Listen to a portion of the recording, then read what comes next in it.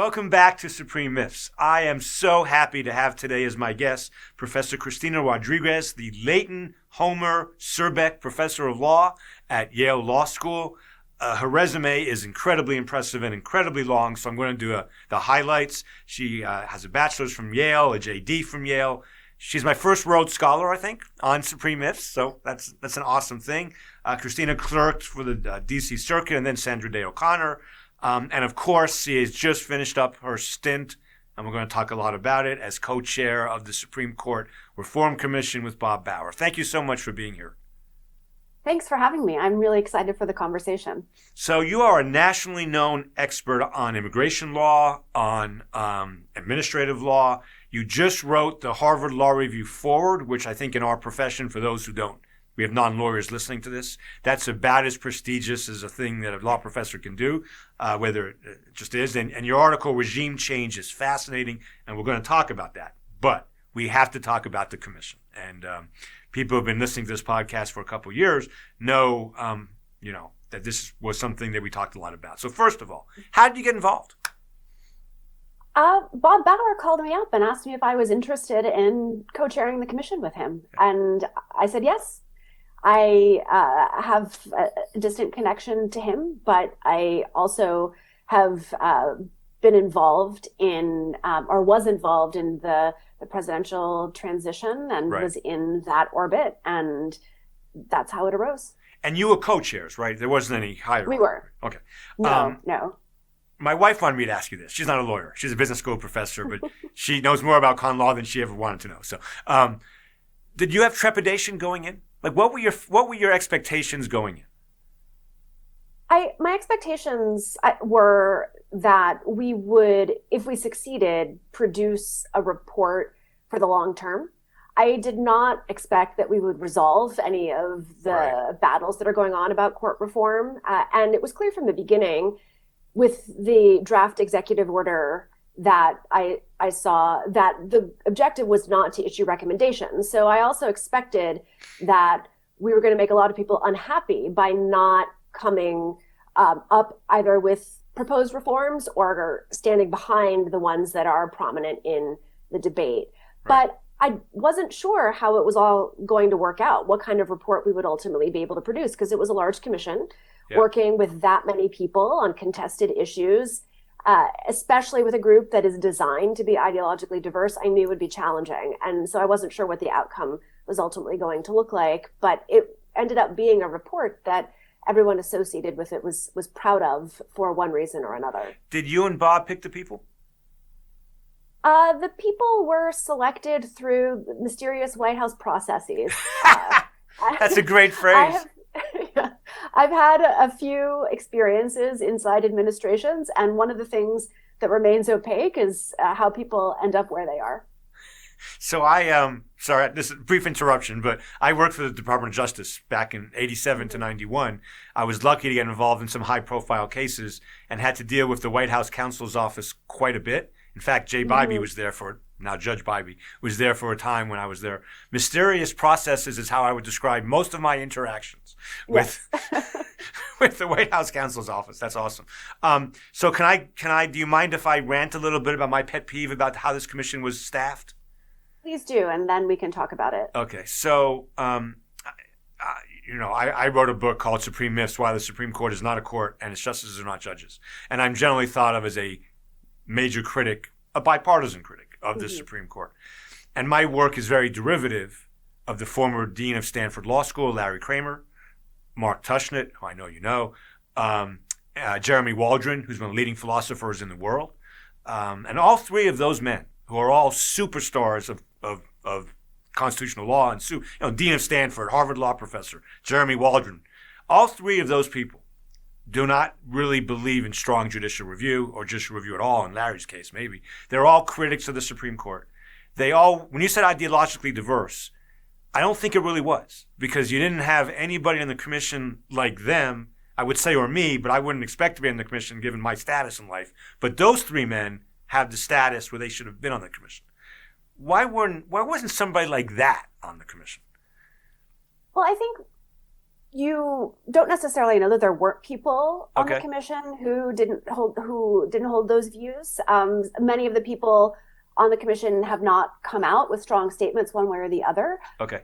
The work of each of those people informed the commission's work because it was a collection of academics. Right. There was a lot of research and thought to theories of the court put into the work that we did. And Larry Kramer in particular was a witness for us, and Mark Tushnet submitted really helpful testimony. Right. I also think that there is a chapter of the commission report that shows their influence by focusing on the types of reforms that would disempower the court. And those are not the ones that are in the public debate. There's a lot of academic discussion of it, and Sure. some of our witnesses are kind of heirs to Tushnet and Waldron Yes. and Kramer. And that idea that the court is too powerful, which is, I don't mean to say that that is their only idea, but it is No. an important element of what they all contend, and that much more should be left to the democratic process, and we can debate the extent that should be left to the democratic process, is engaged in that chapter. And I like to think of it as an important contribution because it takes those ideas seriously, but it also raises questions about how effectively that can be accomplished within our existing institutions. And there is a sense throughout the report that there's a lot of water under the bridge, and certain reforms that we might think of as ideal design reforms are both harder and also potentially counterproductive given the system that we have. And that chapter, it's chapter 4 in the report for anyone who wants to pick it up, pushes people to think about those kinds of issues. Fair enough. I know. I wrote a piece with Chris Sprigman of NYU about court stripping as kind of a supplement to his big piece on it, and I know he was a witness, right? Or at least you heard from him, I think. Yes, we did. Yeah, Yes. Chris and I have been working hard on trying to inform the American public our views on the Supreme Court and how overly powerful it is. One issue that I really thought was going to be met with universal, unanimous acclaim from the commission, even all sides, moderate, liberal, conservative, whoever, was the idea of a binding ethics code that they would agree to be bound by, even if they wrote it, as long as they agree to be bound by it. I would have thought, let me ask the question this way. Do you find that in any way controversial, that they should have a binding ethics code? I don't. Okay. I think the controversial question is whether they should be left to write it themselves or whether Congress tries to draft a code. And that is something that we debated, and the report reflects that that is a potential constitutional question. And I think it leans into the view that these are issues the court ought to take up, but it ought to do so itself. Yes. I do actually agree with you there. I think Congress could. Do you think it'd be constitutional for Congress to say some kind of prefatory, we want you to do this, we think it's important you do this, we can't make you do this, but if you don't do this within 5 years, you're going to have your budget cut by 2/3?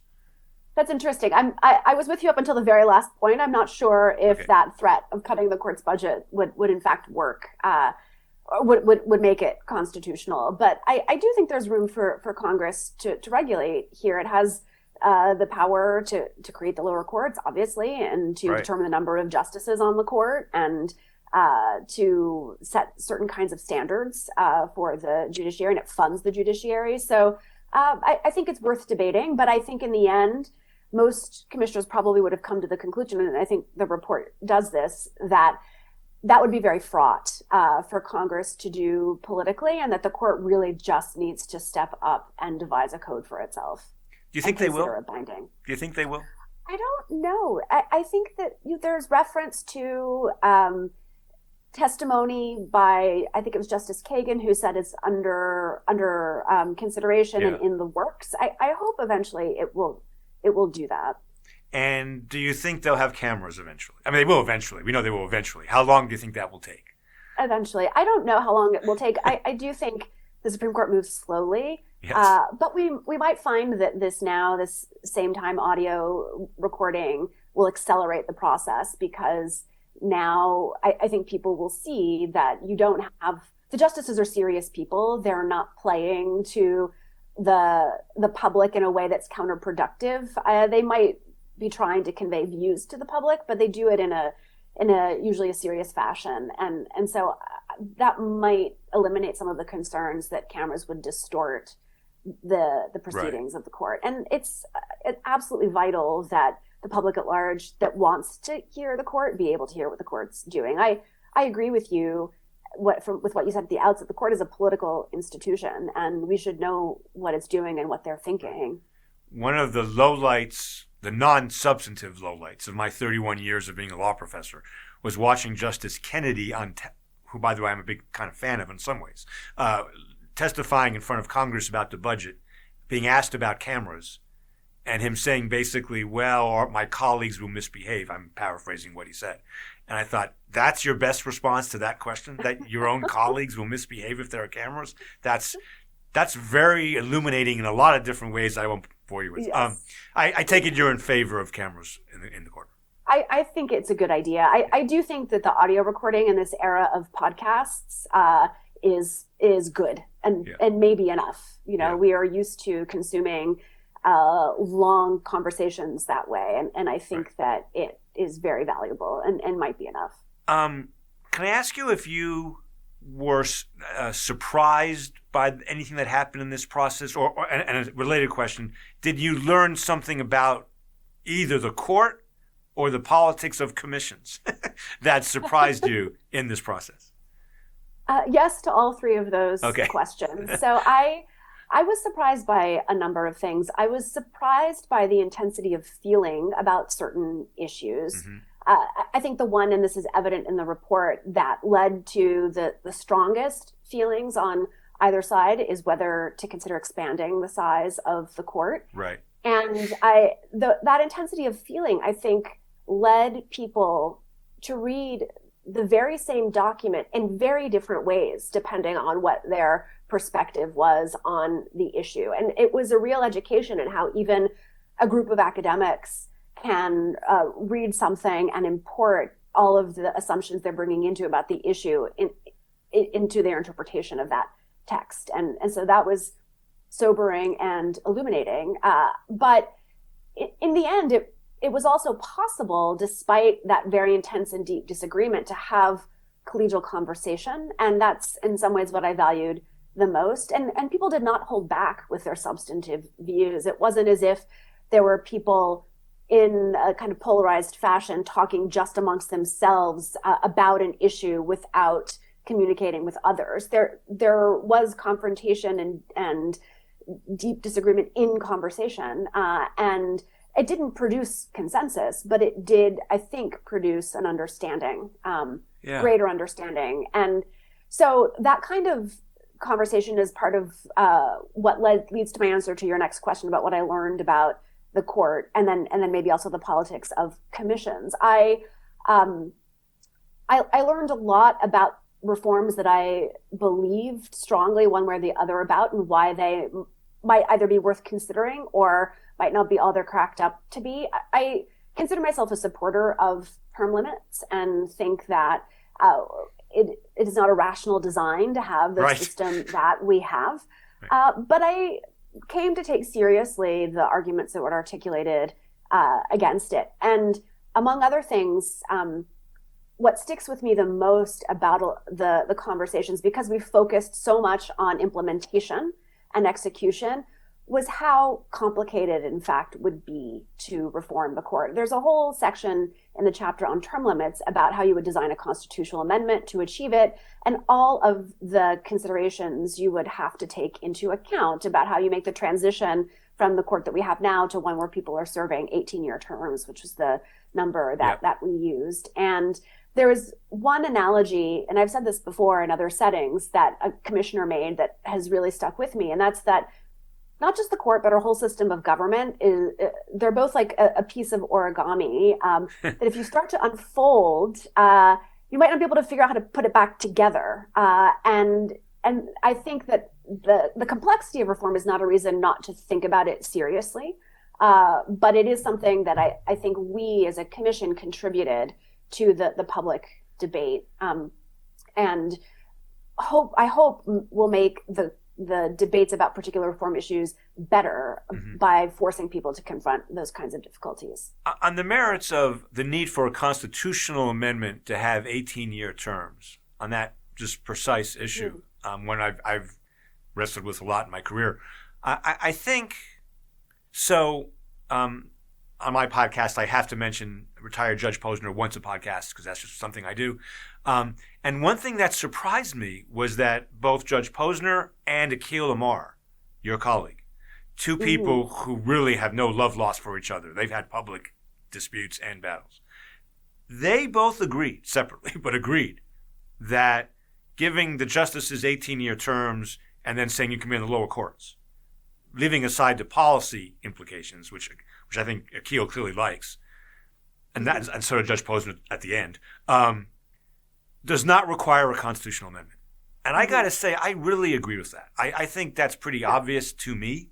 That wasn't obvious to the commission. Do you have any personal feelings about that? So I think that the commission report does canvass 3 leading proposals for statutory reform for term limits, and in the process thinks through the constitutional arguments. And I do think that those arguments are plausible arguments. I think where I come down personally is that in some ways that question is beside the point, because if we're going to do something as dramatic as end the presumption of life tenure and create 18-year terms, that doing that through the legislative process alone might be too destabilizing, particularly if we remain in the kind of polarized context that we're in. It will seem like an assault on the court and on a particular wing of the court, depending on when the legislation arises. And I think that the constitutional questions are sufficiently difficult that proceeding through amendment is the more pragmatic, the more prudential choice. And the commission report underscores that even those who find the statutory arguments plausible believe that it would be too destabilizing to have Congress attempt to change the court in that fashion. I also tend to think, this might reveal something about what I think about the state of the legislative process, that an ordinary legislative process might not be up to figuring out all of the complexities, and that you would want to style it as a kind of constitutional process that took those complexities a bit more seriously. Fair enough. So I have one more question about this, which is totally self-serving, and then we'll talk about your amazing scholarship, which I'm interested in.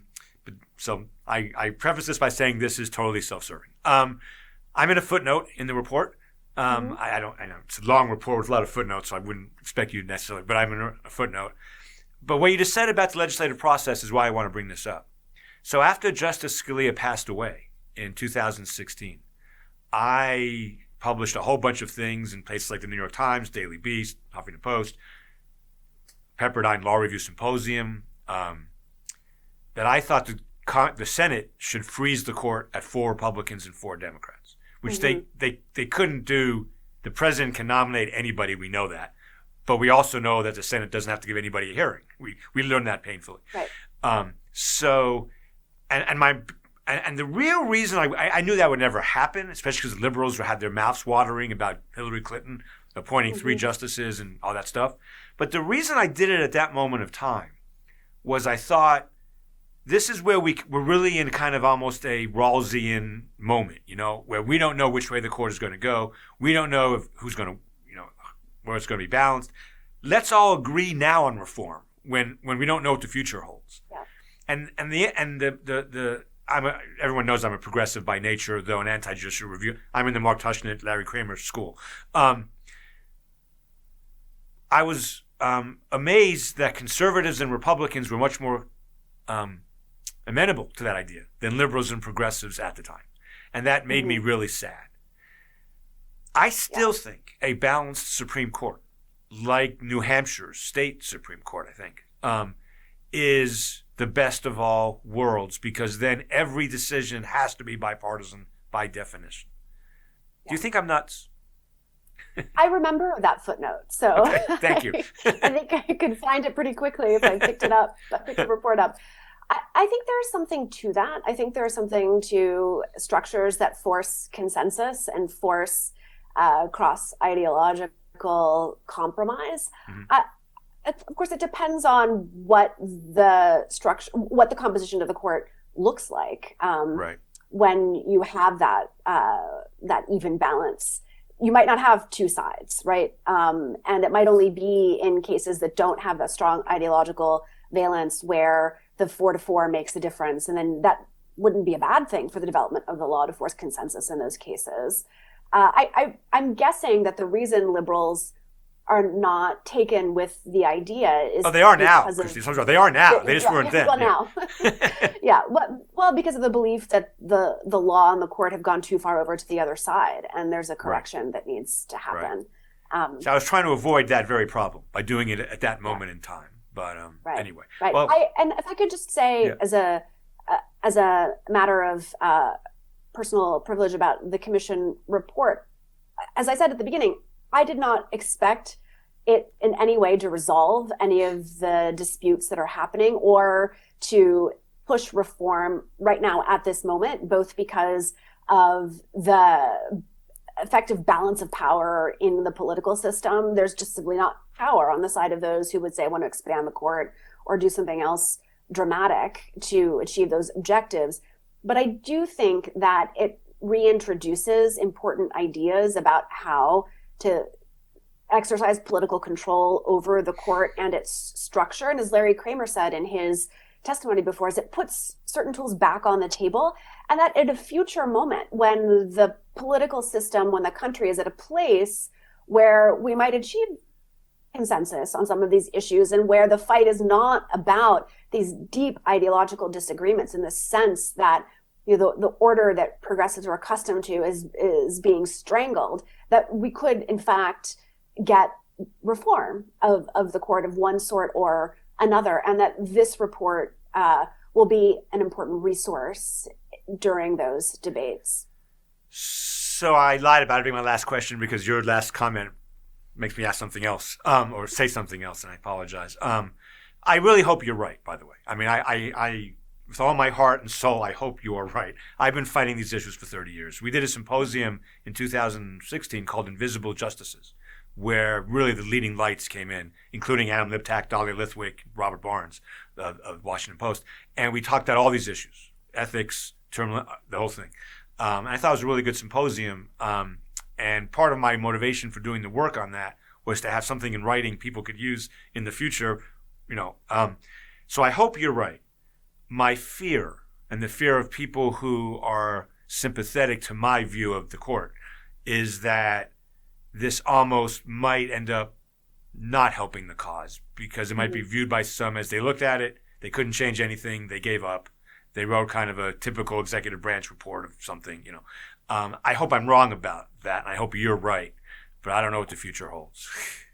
Yeah, it is hard to say, and I think one could read the report as taking some of the momentum away from the movement for court reform. But I do think it's worth emphasizing that on some issues, the divide was not strictly partisan and was, in fact, about the value of judicial independence and the concern that, as I said before, if you start unwinding the system, what are you going to put in its place? And people think about the risks differently. There are risks associated with not reforming the court, and there are risks associated with all of the reform proposals, particularly court expansion.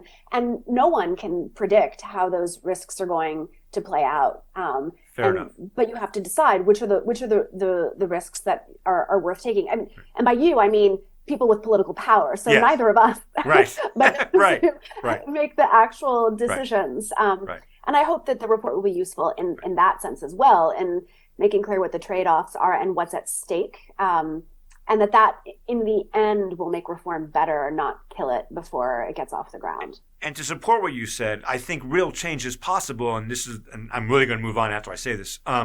In 2000 and I want to say 12 or 13, don't hold me to it, I tried to get about 15 of the most famous law professors in con law in the country to sign a op-ed-ish type letter about cameras in the court. And I wanted it to be bipartisan completely. I wanted 6 or 7 Federalist Society folks and 6 or 7 ACS folks, American Constitution Society. And in 2013, this was a partisan issue. I could find almost no conservatives who were willing to go out strongly for cameras in the court. And that has changed dramatically. I think now my informal poll is like 80% of the Federalist Society elite would like to see cameras in the court. That's a huge change in a very short period of time. So maybe you're right. Maybe significant change can happen on a bipartisan basis quickly if the need arises.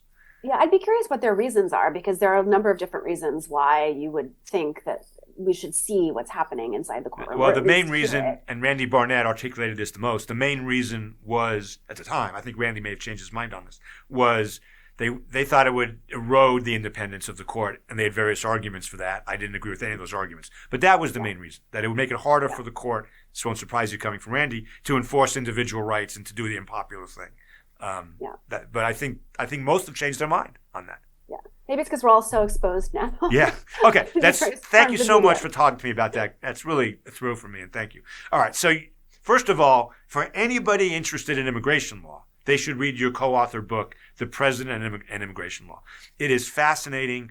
I don't want to talk too much about that because I want to get to your article, but can you summarize the thesis of that book? Because I think the thesis itself is really interesting. Yes. So Adam Cox and I wrote this book. It's now been over a year since it was published. That was based on over a decade of work, and the basic argument is twofold. The first is that assumptions that it is Congress that controls immigration policy are not consistent with history or with practice, but it is in fact the president who is the immigration policymaker in chief. And that is not the result of today's polarized politics, right, or of the incapacity of Congress to act, which are obviously related and are two reasons that people cite for why there's so much presidential immigration law today. It's actually deeply rooted in history.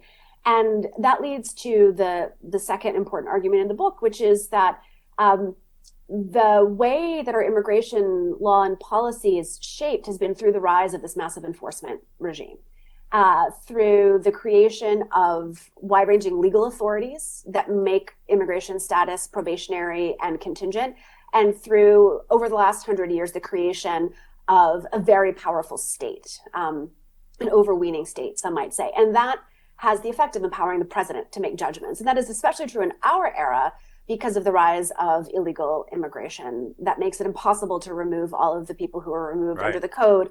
And you end up with enforcement priorities and policies like DACA as ways of expressing how to manage this enforcement problem. And we proceed from that descriptive account to then defend the president's power over the system as a way of ensuring both rationalized decision-making, but also as the only hope for injecting humanitarianism into the system, but then also critique the system that is not of the president's design. It's the president and Congress together over time creating, and argue in the end that we need to unwind the enforcement logic at the heart of the system. And that is the fundamental problem, not that the president's exercising too much power, but of course, that logic is the product of a deep political economy and immigration law and collaboration between Congresses across time, and it will be very difficult to undo. A couple follow-up questions about that, and it's a fascinating thesis and a fascinating book. The Zivotofsky case, and there are non-lawyers who listen to this, so just give me a second to. The Zivotofsky case involved a federal statute that purported to require the Secretary of State, I think, to put on passports of people born in Jerusalem that they were born in Israel, and the consistent position of Republican and Democrat presidents forever has been they take no position on Jerusalem, up to Trump anyway. They take no position on Jerusalem. And so there was a battle between Congress and the president on this, which the lower courts wisely dismissed for lack of jurisdiction, in my opinion, but the Supreme Court ended up hearing anyway, and sided with the executive branch. Yeah. And I don't know if you know my colleague Neil Kinkoff. You probably do, but he's I yes, do. okay. I do. So Neil's a separation of powers expert, so I don't usually argue with him on those issues. But I think he's wrong about this. He thought that case was completely right. I'm not sure, but it certainly supports your view that it is because the president won that battle. That the president is really the one who controls a lot of what we think of as immigration policy. Yeah, that is the case. I think that the power over foreign affairs is kind of interwoven Yes. into the way that courts review presidential and congressional decision making with respect to immigration law. But the other dimension of it is that the power arises from what we call in the book de facto delegation. It's actually a statutory construct, but it's not an express delegation. It is the result of the rules that Congress has created, mapping on poorly to reality on the ground, and effectively delegating it to the executive through enforcement to make choices about the kind of immigration policy that we're going to have. Right. There are also, of course, a number of express delegations of authority to the executive that exist in part for foreign affairs reasons, but it's the power that we're talking about in the book is one that is the creation of both of the political branches of government and the way they've responded to the politics of immigration and to the developed the system over time. Posner used to rant to me all the time in a very high-pitched voice how frustrated he was with the immigration judges that he had to deal with in the Seventh Circuit. And he would yell at me because I'm always for deference to most political actors. And he would fight with me about that, but mostly he would use that as an example of there should be no discretion given to these, he would call them like terrible, awful judges because they just deny, deport. Do you think he had a point? I think that's an exaggeration of what they do. I think that immigration judges are under an extraordinary strain. They have dockets that they cannot manage. That's what he said. And they do have limited authority. I think that many of them are very effective, or at least understand the ins and outs of the code in ways that I'm sure courts of appeals judges do not. But many of them have to make really quick judgments, and often those judgments are not well supported by reasoning. And I think that that for the courts of appeals that oversee the system, that has historically been incredibly frustrating. Yes, that's what he would say. One last question about immigration before we get to your article in Harvard. So I take your position to be that it's a good, positive thing that the president, the executive branch, has a lot of authority over immigration. They should. They're on the ground. I'm assuming I have all that correct. I'm very nervous, and I've written about the disastrous major powers doctrine that I think is a fiction of the imagination of a few of the justices in the Federalist Society. Yeah.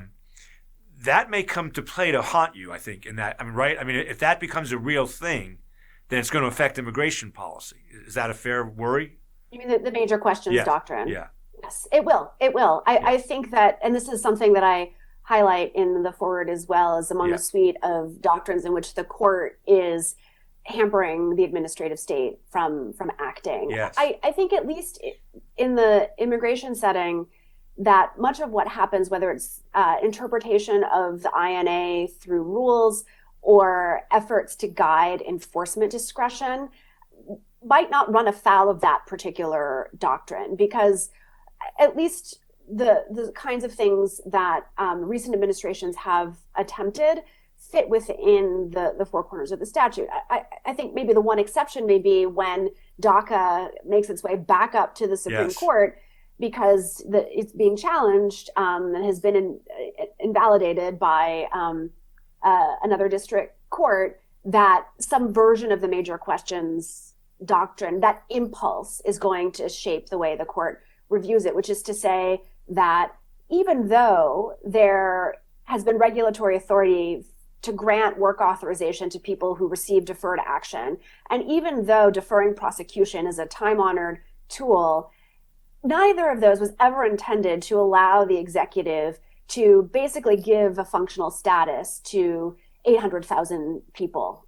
And that's just too big an assertion of the authority. And so Right. I think you're right that in that sense, we've already seen that impulse, and it's not Yes. phrased as major questions because it doesn't fit that particular line of doctrine, but it's the same idea that Congress has to be the one to make these choices because they're so significant that we want the deliberative body, the legislature, to be the one to make them. Yeah, it strikes me, and you're an expert in administrative law, it strikes me that immigration policy has to be so guided to what's really happening in the world that, and this is a subset of my general views about the administrative state, but I just think to expect Congress to be able to foresee ahead of time all of the needs and difficulties and changes and pandemics and all that stuff is asking a lot of that body. Yeah. I assume you agree with that. I couldn't agree more. I think it's both expecting Congress to foresee changed demographics. The immigration situation looks entirely different today than it did 30 years ago, the last time Congress enacted a major reform. But it's also unrealistic, and this is not just true in the immigration setting, but to expect Congress to be able to legislate with regularity on every issue that comes before the administrative state. Sure, Congress, even a functional one, should be able to enact legislation in every session, but to expect that to be the case across all issue areas in order to enable the government to adapt to changing circumstances is entirely unrealistic. And just for the record, for those originalists listening to this, I had Julian Mortensen on earlier on this podcast, but I have now done I've actually done some of the work, a lot of the work. There is no originalist argument about this. I mean, I think that the first Congress understood it had to delegate significant issues to the executive, and it did. And my view is that this whole area of law is being warped by our current regime. I don't know if you agree with that or not. I do think that it is being warped. I think that this scholarship that looks to original practice and original understanding is incredibly valuable. But I also think that the re-rise of the non-delegation doctrine is not just about originalism or it's about an aversion to regulation, of course, yes. And an aversion to the state. Yes. And so as long as it's debatable on originalist grounds, it's that aversion that's going to drive the analysis. So I'll say to you what I said to Julian. I really want to call it the delegation doctrine, not the non-delegation doctrine, because that's what it really should be. That's what it is. Yeah. Yeah. Yes. Okay. All right. So you were asked to write the Harvard Law Review Forward, which is a huge honor. Congratulations. Thank you. And the title of it is called Regime Change. Now, it's 150 pages, I think. So we're not going to, there's only so much we can do in the 10 or 15 minutes we have to discuss this. But I found it fascinating. And again, for the non-lawyers listening, your major, I want to say what you were addressing, it's so much more than this. But you start off by talking about how the Biden administration, like all previous administrations, the Solicitor General's office, which is that part of the Justice Department that argues cases in the Supreme Court, had changed positions on a number of cases, which is not unusual at all. And that's kind of, you start there. You start with, what do we think about that? What does that mean? Is that appropriate? And when you come away, what were some of your conclusions? So I think that decision is both an obvious one and a fraught one. So when a new administration is elected, it inaugurates not just a new president, but a new set of policy priorities and a new legal philosophy. And we know that as scholars of constitutional law, that there is a difference between partisanship and legal ideology or interpretive theory, but there is a connection. And the lawyers who are going to take over the Department of Justice in a new administration of a different political party, especially at this moment in time, will have a different view, not just of how they should interpret the law, but what becomes possible with the laws that we have once you engage in that interpretation. They'll also have different constitutional visions about the authority of the state and the reach of the state and the rights-based limits on the state. So should be uncontroversial that a new administration will have a new set of legal arguments and legal positions that might necessitate changing their view in the term that corresponds to the presidential transition. At the same time, it seems very clear that the Solicitor General's office and DOJ as a whole has institutional interests in not appearing to change its mind on every case where there might be Right. partisan implications or policy implications. I do think that in some issue areas, the lawyers of an administration understand that there's something called the interests of the United States, and that those are institutional interests. They're interests in government power and making sure that government power is preserved, and that some of that comes from the career staff in the department, but it's also an ethos that lawyers have and government lawyers have, including those who are political officials. So that will shape the extent to which policy positions change, or legal positions change in order to advance policy positions. And then there's also the interest in preserving credibility before the court. And there are only so many times you want to face a justice who says, our predecessor, or your predecessor said that the statute meant the exact opposite. Now, who's right? How could the same statute mean two entirely different things? And it's possible to interpret a statute to mean very different things, or at least to make very different outcomes possible. And yet it's hard to explain that day in and day out. And so it is important to the department to maintain that credibility and not make career staff feel as if suddenly everything that they have invested in is going to change overnight. But I use those changes in legal position both, opportunistically, because it was a moment of transition. And one of the things that was characteristic of this past term, which didn't have a lot of high profile cases, though there were obviously some very important ones, was that you had a new administration with a new set of senior lawyers taking different positions, but to also say that that is just the beginning, right? So you need lawyers who can come in and say, well, we have a different view of what is legally possible. We have a different view of what is legally required. We have a different view of what the Constitution enables or restricts. But if you really want to change the work of government, you have to do much more than just change your legal position. And what I end up calling regime change requires work deep inside the administrative state and requires the assertion of power at high levels by political officials to make that change happen. So your article, which is fascinating, it touched so many different issues in my head that I have to admit I want to say like 15 things, so I'm going to narrow it down to a couple. But one of the things, so I work for Department of Justice, and I work closely with the Office of Legal Counsel, which you also worked for different times, but also. And when I worked for the first George Bush, and I was a progressive working for the first George Bush, I never dreamed I'd be involved in political cases.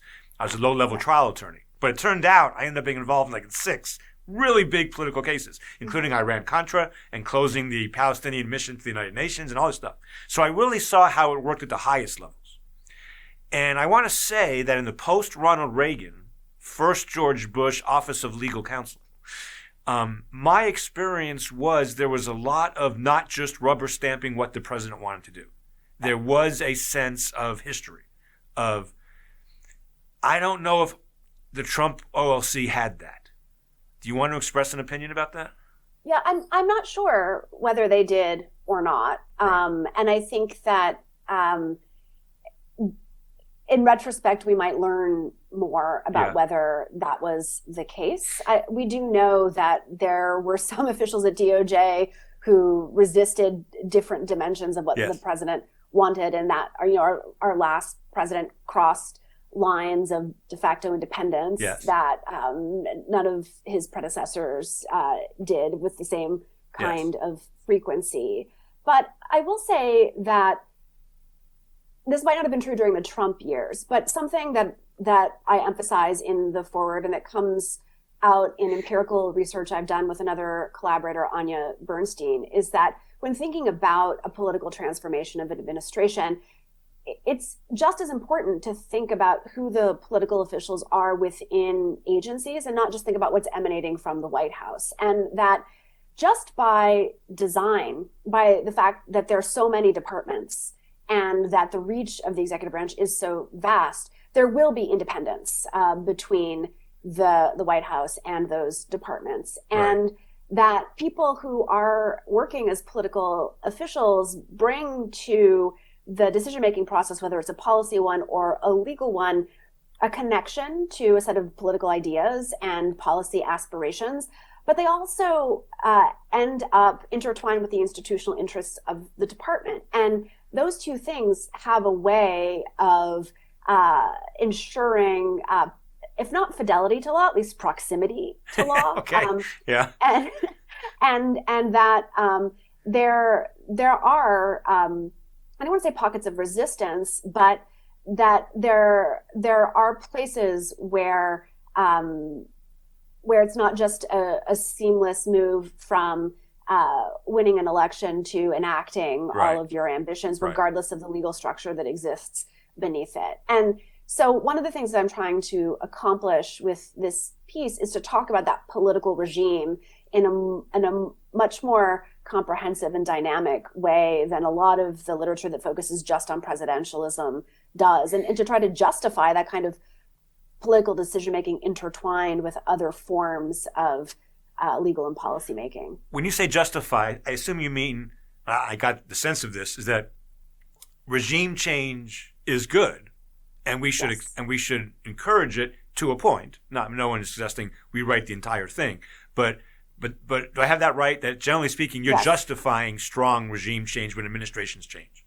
Yeah, yes, I'm trying to justify politically informed decision making inside agencies and concerted efforts to use the tools that exist, which include primarily statutory authorities to advance democratic objectives. And I don't mean that in any Platonic sense or idealized Sure. sense, or as a way of invoking some idea of the plebiscitary presidency. I mean instead that the people who enter with the regime as a whole are part of a political tradition, part of a political culture, or part of a set of ideas. And it is important that government reflect those ideas because they're ideas that have been not just elected into office, but are a part of our political culture and should shape the way that government operates. And I just don't think that there is really such a thing as a neutral interpretation of or a neutral implementation of a statute. A statute constrains, of course, what an agency or an official can do, but there is almost an inherently political dimension to what you do with it. And I think that's something that we ought to embrace both at the level of administrative decision making, but also in judicial doctrine that reviews that decision making. So when I read your article, it's the best kind of legal scholarship, in my opinion, because it's justifying on normative grounds something that I think happens anyway, and trying to make what happens anyway the best it can be. And I think that's just I tend to be more critical and maybe utopian in my scholarship. So I think that's really good. Something hit me hard though, and it's just sideways. This is a sideways thing. It's not. Yeah. So I'm teaching Casey tonight, and it is the 29th year in a row that I've taught Planned Parenthood versus Casey, which for the non-lawyers in the room, it was the case that reaffirmed some of Roe, didn't affirm all of Roe, but it's the undue burden standard we've been living with now since 1992. And the very opening paragraph, I think, of Casey, or at least in the first page of Casey, is the statement that just like it has done 5 times before, the administration is asking us to reverse Roe versus Wade. So in the 80s, 5 different cases, the Reagan-Bush administrations went to the Supreme Court and said reverse Roe versus Wade. And of course, the Casey court rejects that and doesn't do it. This June, whether they reverse it or not on its face, they are going to change it dramatically, as we all expect. Here's my sideways question to you about regime change. One last time on Judge Posner, who said, if changing judges changes law, do we know what law is? Are you in favor of regime change at the Supreme Court to the same degree you are in favor of regime change in the exec? You get what I'm getting at. You saw it coming 10 minutes ago. Okay.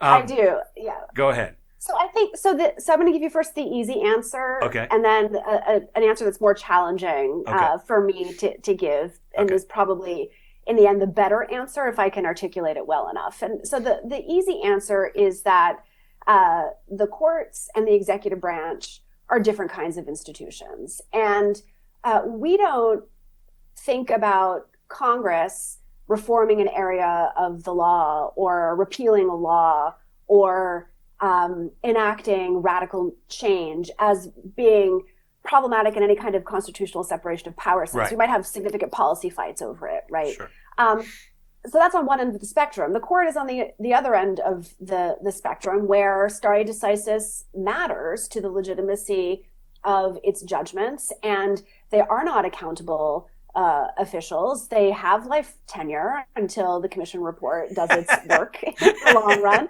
And as a result, they should be incredibly modest in the way they go about changing the law, that major changes are for political actors to make.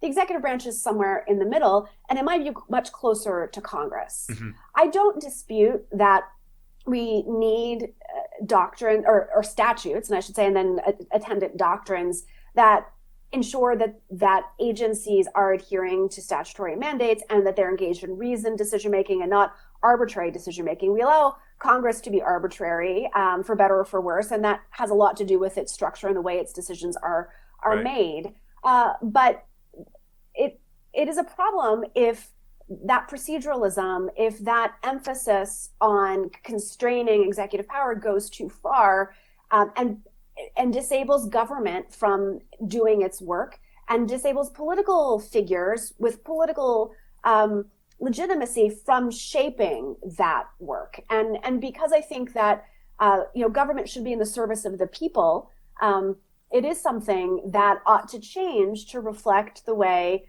the political views are changing and the needs and wants of the people are changing. Now, in our time, it is hard to say that there's anything but division on that question. And so we're right. tacking back and forth between different regimes that have very different visions. And that's a separate problem. But I don't think it is illegitimate in the same way that it might be for the court each time a new case comes before it to remake the law and to completely abandon stare decisis. There's a section in the paper that I refer to as political stare decisis, that I call political stare decisis, and say that informs the views that a lot of people have about the importance of stability in executive governance, and should shape the way courts review changes in the law in particular, but also just administrative development generally. And I think that is a problem because it is importing judicial norms onto a political process, or a process that is both political and supposed to be insulated to one degree or another from politics. So that was the easy answer. I forgot what the hard answer was. Well, let me follow up on the easy one. No, I mean, I think, okay, yeah, you follow up. I remember what I was going to say. I'll just say very quickly that if I really wanted to lean into the claim, then I would say yes.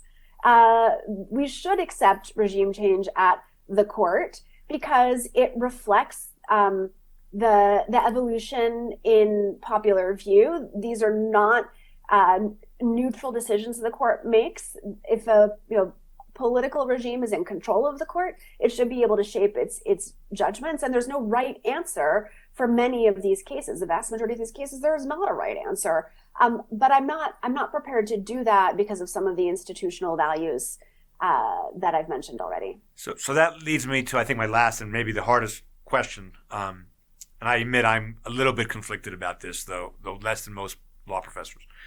So one of the things the court will say in June, or whenever it eventually gets around to reversing Roe and Casey, which I think it will eventually do, is they're going to find some way to say we're not doing this solely because the people on the court changed. They're going to find some way to say that, and we're all going to laugh and say, why are you saying that when we all know that it's not true? So that's do you agree with me? That's what's probably going to happen? Yes. Okay. So I do. Okay. So here's my really hard question. Would you rather live in a world where, and we're talking only now about cases people really care about. I mean, because we all agree the court takes 80% of cases no one cares about, and no one's going to care if they change their mind in 80% of those cases. But in the ones that involving affirmative action, abortion, guns, campaign finance reform, 4th, 5th, 6th, 8th Amendments, all that stuff. We live in a regime now where the court does reverse itself on a regular basis for no other reason than the people on the court changed. Right. as much as they deny it. Are we better off in a world where they at least feel the need to explain it in different terms? Or are we better, which might be constraining in some situations, or are we better off in a world where they just admit it and this opinion comes down in June, reversing Roe and Casey, and says, you know what, they got it wrong. And the court has said that in the past. I mean, Kennedy said Bowers was wrong the day it was decided. Plessy was wrong the day it was decided. We disagree with them and we're reversing for that reason. But that's not what they usually do. Right. Should we have full transparency here, or is the lesser transparency maybe the lesser evil? Is that a fair question to ask? Yeah, it is a fair question. I often ask my students this question. And I tend to think that it would be better to have the honest answer, which is we're reversing it because this was wrong. Yeah. I do think there is some value in, I would call this the Chief Justice Roberts strategy on this issue in particular, which is to not take on the big question, does this constitutional right not exist at all, but instead to develop over time limits on that right in a way that gets you almost the functional equivalent of the overruling, at least in certain parts of the country where there's the political momentum to restrict abortion. I think as a strategy, that is a good one for a court because it allows for the gradual evolution of the law, but it also is a kind of subterfuge because it lulls people into thinking that something different is happening than what is actually happening.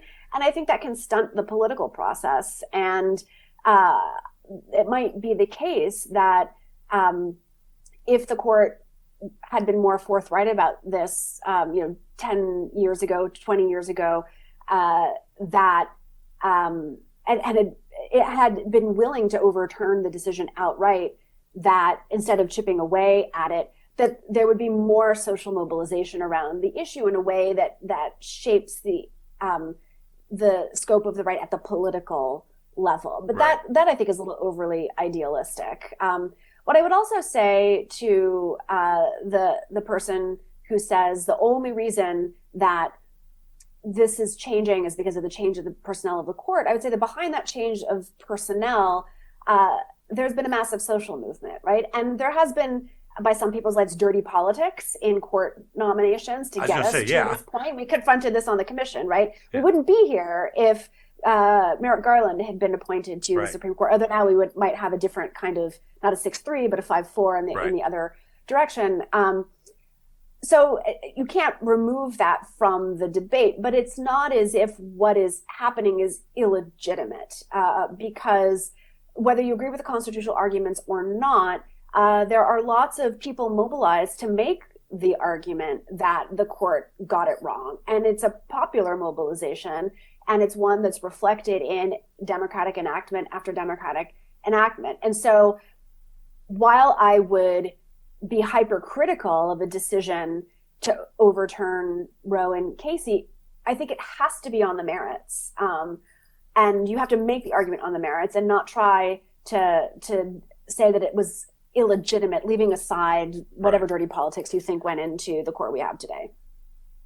My response to that is, in a functioning majoritarian democracy, I would agree with every syllable you just uttered. But in our non-functioning, non-majoritarian democracy, where we have so many ways to choke off majority rule, I think abortion is the quintessential example of this. I mean, affirmative action is too to some degree, but abortion more, in that it turns out, 60% of Americans don't want to overturn Roe or whatever the number is, but it's a lot. The movement that is causing Roe to be and Casey to be either decimated or overturned is not a popular movement. It's just a very well-funded minority movement. And that's why I'm not sure. I think when we live in that world where well-funded minorities on both sides can dictate policy, I think transparency at the highest court in the land is the most important value. I think that's what I think. Does that make sense? Yes, it does make sense. And I think that all of these debates that we're having have to be on some level better informed by the limits of our structure of government, right? And at one point in the forward, I emphasized that I'm talking about change that can happen with the system that we have. That doesn't mean that there aren't flaws in that system and that we shouldn't change it or think about a better way, an alternative. and that's always a possible reaction to these kinds of debates about what's legitimate and what's not, and what's popular and what's not. Well, and I'll stress again, that's what I found so wonderful, one of many things about your article, in that many of us in the academy do take quasi-utopian or quasi-unrealistic stances and try to judge. Your article wrestles with reality in a way, especially for the Harvard Law Review Forward, that is really, really powerful. And I urge people, it's very long, so don't, but I urge people to read the forward called Regime Change in the Harvard Law Review. I really encourage people to read The President and Immigration Law. I know you're on Twitter, but only kind of, or sort of. You don't really do stuff only there. Kind of. Yeah. But you are a scholar people should read. And I really, really appreciate you coming on. I've learned a tremendous amount in this hour, and I wish I could talk to you for 5 hours, but I only have an hour. So well, we'll have to do this again in some other forum, or even on the podcast again in a few years. But it's been a total pleasure. I'm really glad we had the chance to talk. Me too. Thank you so much. Well, and thank you for your service on the Reform Commission, even if I have issues with how you had no control over how it was structured and how it was done. So thank you so much, Cristina. I'm all in favor of critique, so don't hold back. Nice to talk to you. Thank you so much. You too. Take Bye-bye. care. Bye-bye.